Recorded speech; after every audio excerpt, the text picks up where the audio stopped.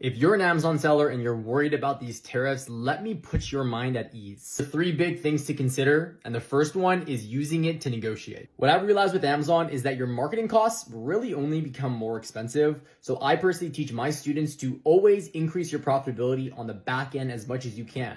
These tariffs is really just a means for us to come to the table to negotiate with our suppliers. So here is how I would approach negotiations if I were you. Number one, go guns blazing and ask for a lower cost of goods because you're going to be incurring this new tariff cost. Number two, if they say no, go ahead and ask them to at least split the tariff cost with them and get a reduction on your cost of goods on what that split would look like. And the more technical way that I personally recommend, I tell all of my students to do this anyways, is to itemize every single component of your cost of goods. Break it down by material, by labor costs, by R&D. There are certain things that aren't actually dutiable, and for that reason, breaking this down is going to reduce the cost of goods that you would need to claim to customs, and that tariff you're going to have to pay will significantly reduce. The next thing to consider, and I don't personally recommend this, but you can source your product from areas that don't have tariffs.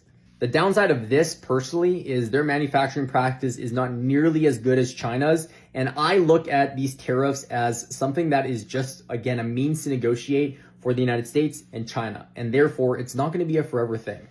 Changing your supply chain for this reason is really just going to be extra work that you need to do in my eyes. And what I've seen is an increase in logistical costs. So getting your product, let's say from India all the way into the United States, typically is a little bit more expensive, but even more so, it's a little bit more challenging.